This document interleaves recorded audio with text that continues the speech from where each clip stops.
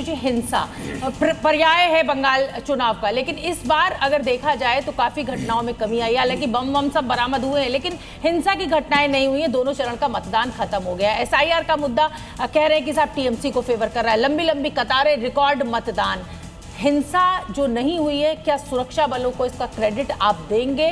क्या बीजेपी की ये जो स्ट्रेटेजी थी होम मिनिस्टर की कि साहब इतना सुरक्षा बल उतार दो कि इस बार कोई भी इस तरीके के काम ना हो पाए? ये तो जाहिर सी बात है, सामने दिख रहा है कि पिछले वर्षों के मुकाबले हिंसा कम हुई है और उसका श्रेय सेंट्रल फोर्सेस को भी जाना चाहिए और जो लोकल एडमिनिस्ट्रेशन है उनके साथ साथ जो पॉलिटिकल एंटिटीज़ हैं उनको भी इसका श्रेय जाना चाहिए कि उन्होंने उस कदर लड़ाई नहीं लड़ी है, जो सड़कों पे खून खराबा वगैरह नहीं किया है। TMC को नुकसान के रूप में देख रहे हैं आप इसको?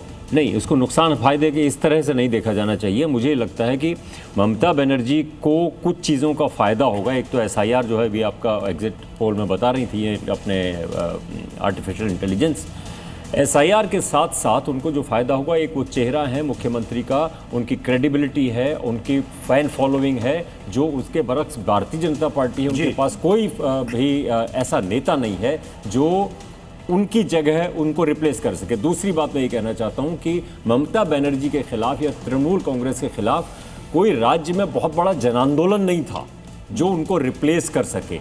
मेरे पास कोई क्रिस्टल बॉल नहीं है। अभी मैं इनसे कह रहा था कि आपको बता दूं मैं कि कितने सीटें मिलेंगी, कहाँ मिलेंगी, वो मेरे पास कोई क्रिस्टल बॉल नहीं, भविष्यवाणी नहीं कर सकता हूँ। जो नुकसान होगा तृणमूल कांग्रेस को, वो नुकसान ये है कि एक तो भ्रष्टाचार की बात है, दूसरा जो RG कार हॉस्पिटल में रेप हुआ था, उस डॉक्टर की माताजी को बीजेपी ने, भारतीय जनता पार्टी ने उतारा है और उससे बहुत महिलाओं को ये सवाल है कि ये अच्छा नहीं हुआ है, लॉ एंड ऑर्डर वो उनके खिलाफ जा सकता है। लेकिन एक आखिरी चीज मैं कहना चाह रहा हूँ, एक मुझे 10 सेकंड और दीजिए।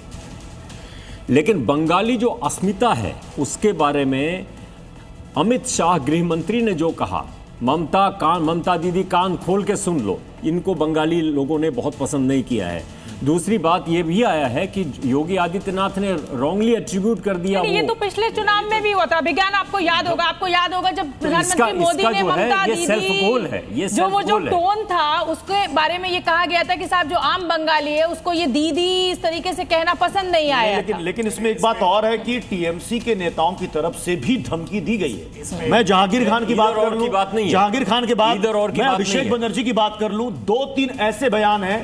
और रिसेंटली दूसरे चरण से ठीक पहले का बयान है कि दिल्ली से देखता हूं कौन सा बाप तुमको बचाने आता है। ये पिछली बार हम कुछ सीटें हार गए थे, उनका बयान है, वायरल बयान, जो बांग्ला हार गए थे, बांग्ला संस्कृति इस बार मैं खुद देख रहा हूं, वो बांग्ला संस्कृति के खिलाफ है। और जब ममता बनर्जी कहती है, कि 4 मई के बाद बाहर वाले लोग चले जाएंगे, मिठाई हम खिलाएंगे, इंटेलेक्चुअल को बंगाल की जनता एक्सेप्ट नहीं करेगी।